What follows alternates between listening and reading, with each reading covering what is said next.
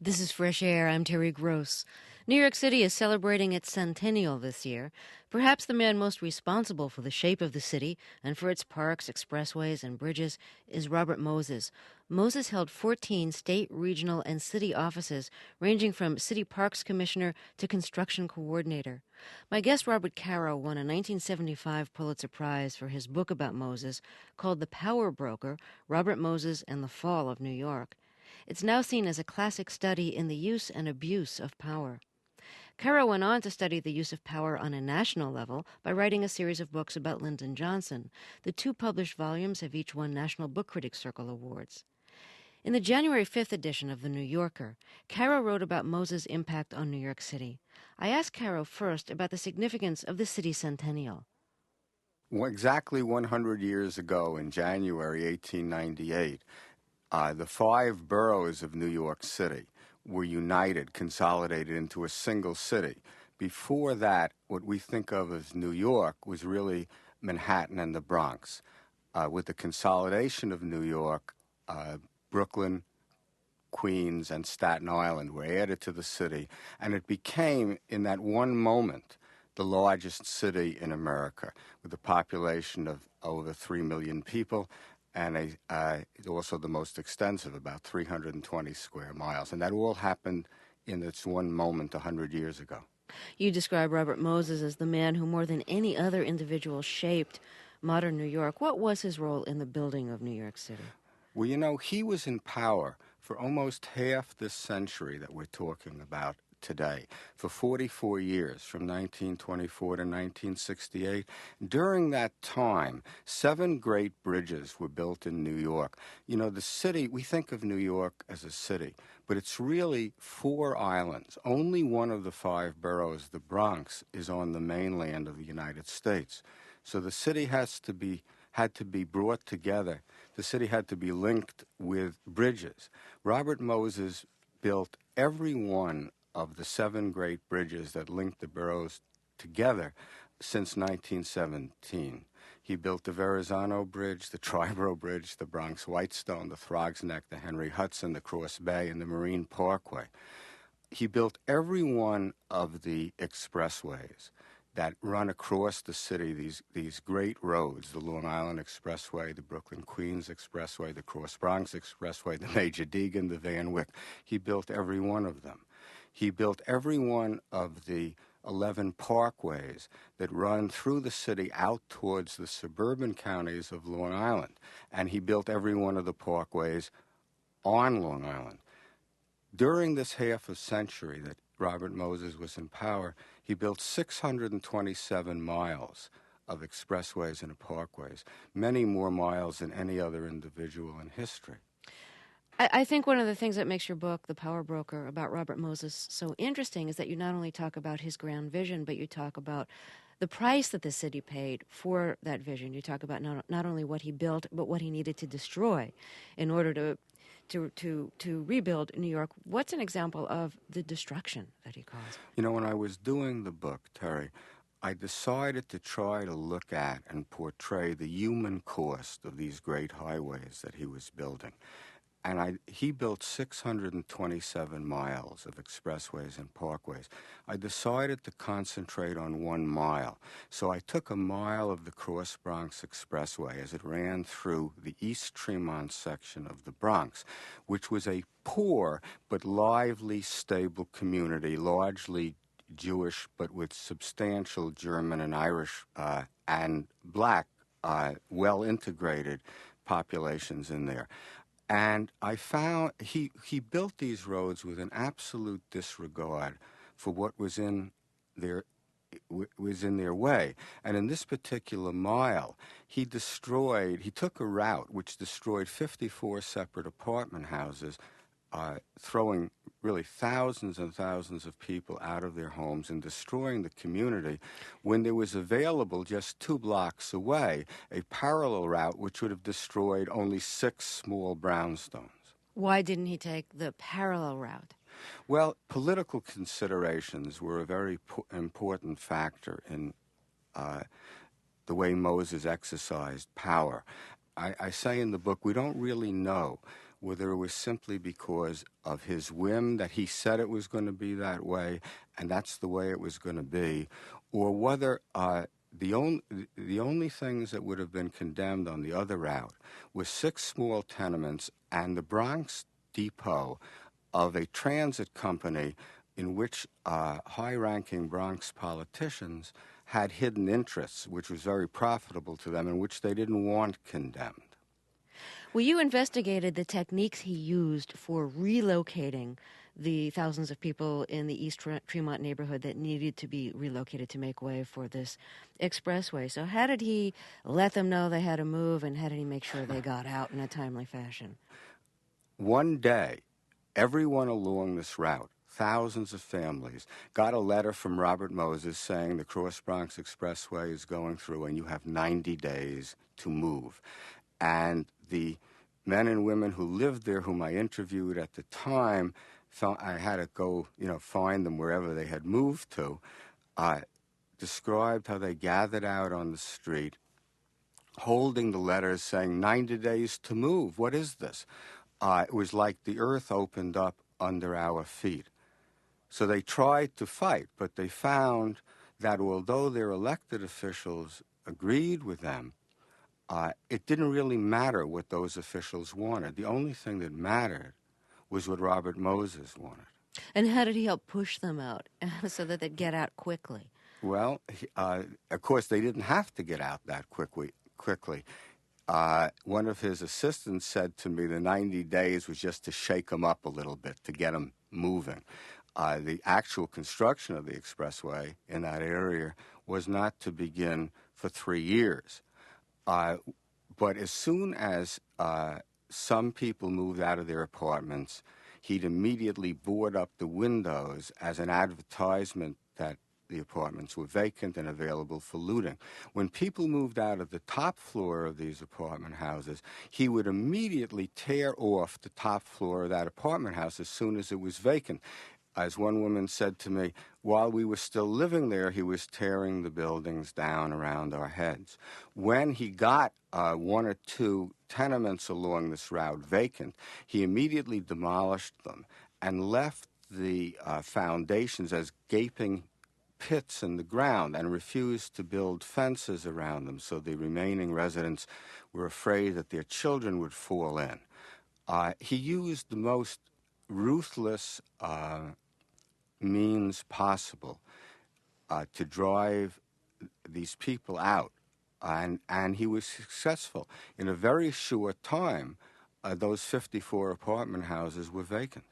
Well, do you think in the long run, a lot of people had their lives shaken up. Some people had their lives ruined, but could you say in the long run it was worth it? Because for decades after, New York has had better highways, better roads. That in order for a city to grow, some people have to pay a price. It's a very complicated question because you really say, if the city had not been made so dependent on the auto, would the whole shape of the city have changed? When he was building the Long Island Expressway in the 1950s, out through Nassau and Suffolk counties, New York suburbs, those counties, Suffolk County was still largely potato fields. The cost of land was so cheap that buying land for it was very inexpensive. And every urban planner who dealt with Moses said to him, build a rapid transit line down the center of the Long Island Expressway. It's very cheap to buy the land for it. I forget the exact figure, but it was an infinitesimal amount compared to the cost of the expressway. You needed 80 feet for the center mall. Moses refused to do that. And then they said, well, if you don't want to build the rapid transit line, at least buy the 80 feet. Then in future generations, if people want a rapid transit line, they'll be able to put one down the center of the expressway. He refused to do that. And as a result of that, in fact, he even did certain engineering things which will make it impossible for the Long Island Expressway ever to have rapid transit down it.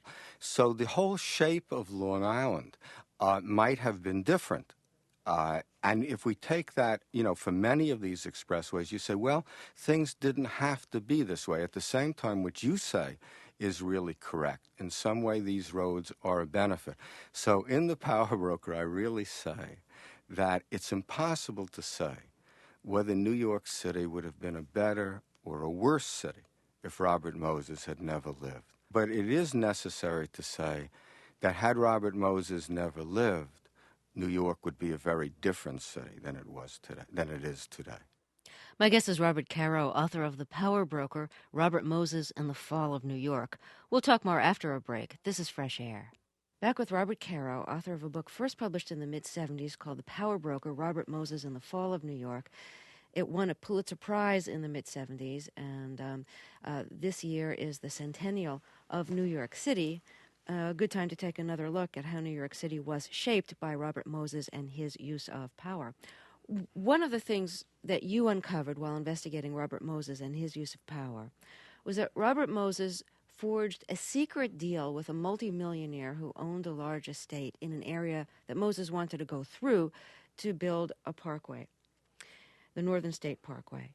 And when he realized that he would offend this wealthy, powerful multimillionaire, he moved the parkway someplace else where it went through the land of several small farm owners, just really ruining the lives of most of these farm families. What was it like for you when you found this secret agreement?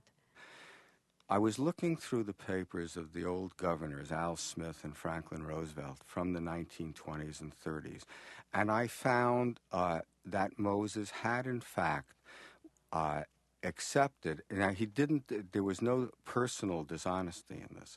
Moses was not interested in money for himself. Someone once said to me, some men are interested in caviar. Robert Moses was happy with a ham sandwich if he could have power on the side. But the legislature was blocking the construction of the Northern State Parkway and wouldn't even give money for surveys. Otto Kahn, who was a multimillionaire, had in the Dix Hills this immense estate, including his own private 18-hole golf course.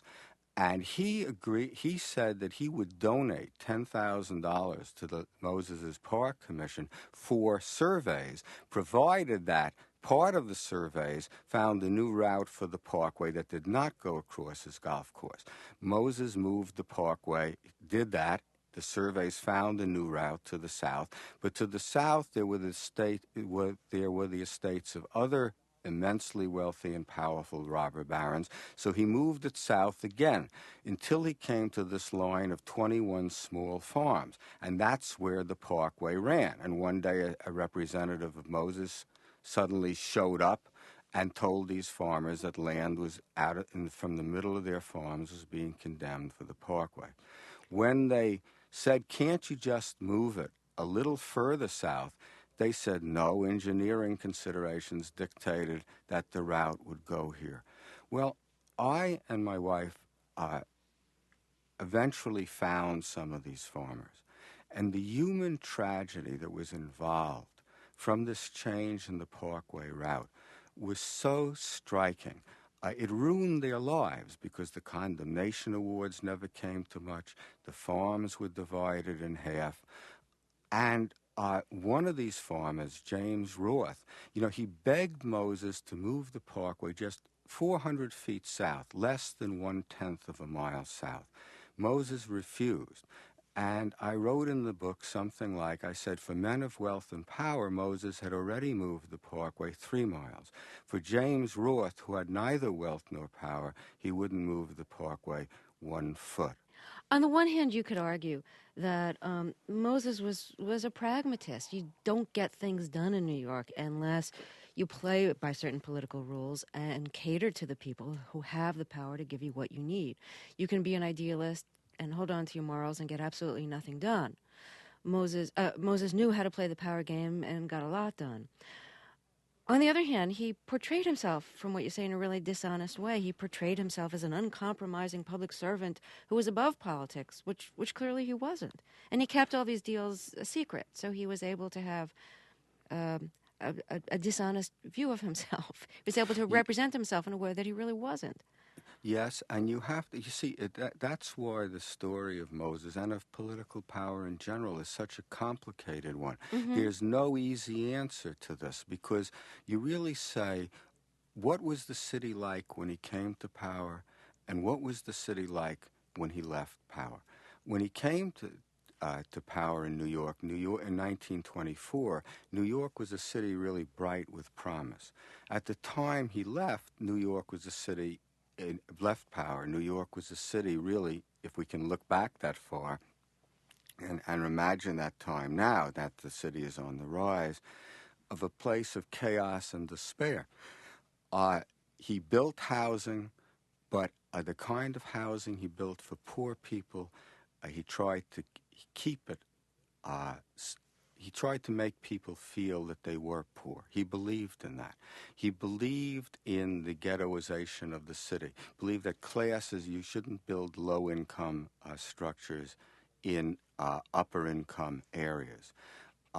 He concentrated always on diverting the city's resources to the middle and the upper classes and away from the lower classes and the lower middle classes. This had great impact on the course of the city's development.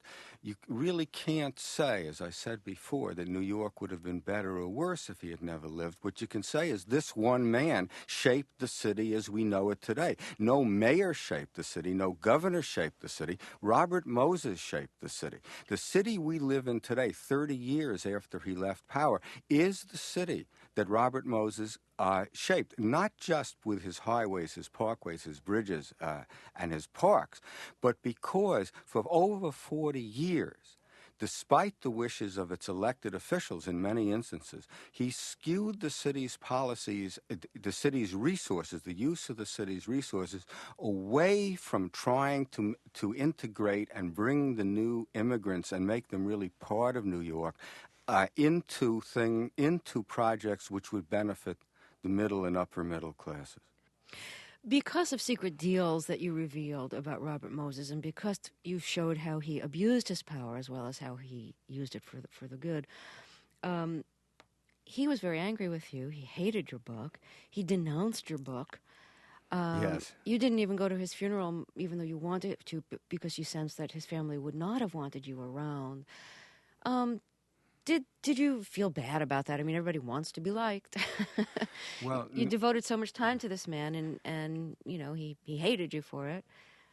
well, when he loved to build. He had great dreams. The Power Broker, is not in any way a wholly negative book. I would say the first 300 or so pages are about this young idealist with these great and beautiful dreams. And I admired those. And I saw how important it was for him to be able to build.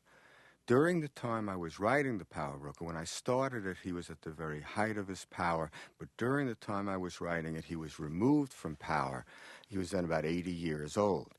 And when I realized that he would never be able to build anything again, my emotions, you had a lot of emotions toward him. You always do about someone you write. But now I started to pity him as well. And as years passed and he kept fighting to get back into power and to get to build something else, and he couldn't do it, I really became very sad for him. At the same time, you also have to feel pity for the people, hundreds of thousands of people, that he displaced from their homes, often without any good reason, so that he could realize his dreams. It's really too complicated to try to put Moses, or perhaps any great political figure, to try and sum him up. That's what I learned when I was doing this book. It's very complicated. When he died, of course, as you say, I wanted to go to his funeral. I felt it would ruin it for his family and his friends if I was there because he hated the book so much. So I didn't go. I must say, as I walk or drive around New York, there's scarcely a day that I don't see something on which he left his mark and which makes me remember him. And to tell you the truth, the way I feel now, 23 years after the book came out, is that there's a great void in my life because he's not filling it up anymore. Well, I want to thank you very much for talking with us. Thank you for having me. Robert Caro's book about Robert Moses is called The Power Broker. Caro is at work on the third of a projected 4-volume series of books about Lyndon Johnson. It's about Lyndon Johnson. It's about Lyndon Johnson. It's about Lyndon Johnson. It's about Lyndon Johnson.